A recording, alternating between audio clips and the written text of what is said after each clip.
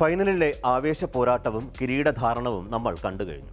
പക്ഷേ എങ്ങനെയാണ് സ്പെയിൻ മാത്രം പുരുഷ ഫുട്ബോളിലും വനിതാ ഫുട്ബോളിലും ഒരുപോലെ ലോകം ഭരിക്കുന്നത്? വെറുമൊരു ഭാഗ്യം കൊണ്ടോ, ഫൈനലിൽ നന്നായി കളിച്ചതുകൊണ്ടോ മാത്രം കിട്ടുന്നതല്ല ഈ വിജയം. ഇതിന് പിന്നിൽ അവർ വർഷങ്ങളായി പടുത്തുയർത്തിയ ഒരു സൂപ്പർ സിസ്റ്റമുണ്ട്. പരാജയങ്ങളുടെ നീണ്ടകാലം പിന്നിട്ട് അവർ എങ്ങനെയാണ് ഫുട്ബോളിൻ്റെ നെറുകയിലെത്തിയത്? എന്താണ് ആ സ്പാനിഷ് മാജിക്, അഥവാ എന്താണ് ഈ സിസ്റ്റത്തിൻ്റെ കരുത്ത്? Let me explain.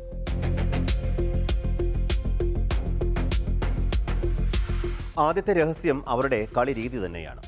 മിക്ക രാജ്യങ്ങളിലും ഓരോ ക്ലബ്ബും ഓരോ രീതിയിലാണ് കളിക്കുന്നത്. എന്നാൽ സ്പെയിനിൽ അങ്ങനെയല്ല.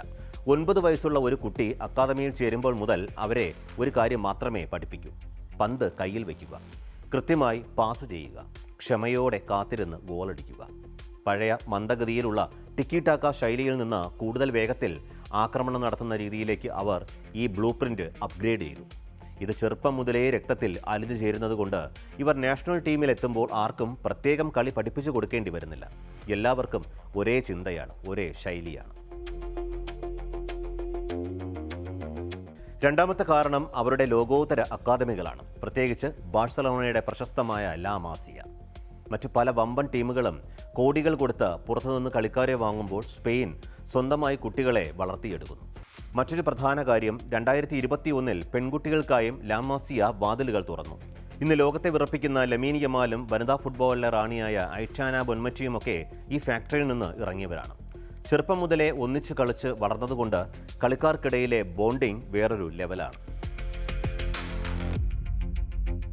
മൂന്നാമത്തെ കാര്യം, സ്പെയിൻ ഒരിക്കലും ഒരു സൂപ്പർ താരത്തെ മാത്രം വിശ്വസിച്ച് കളിക്കുന്നില്ല.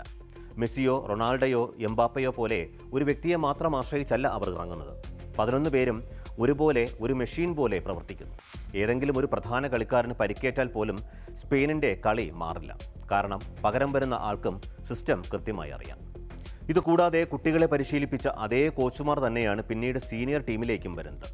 സീനിയർ ടീം കോച്ചായ ലൂയിസ് ഡി ലാ ഫുവൻ്റെ സ്പെയിനിൻ്റെ അണ്ടർ 19, അണ്ടർ 21, അണ്ടർ 23 ടീമുകളെ ദീർഘകാലം പരിശീലിപ്പിച്ച ശേഷമാണ് സീനിയർ ടീമിലെത്തിയത്. അതായത് ഇന്നത്തെ സീനിയർ താരങ്ങൾ വളർന്നു വന്ന ഓരോ ഘട്ടത്തിലും ഈ സിസ്റ്റം അവരുടെ കൂടെ തന്നെ ഉണ്ടായിരുന്നു.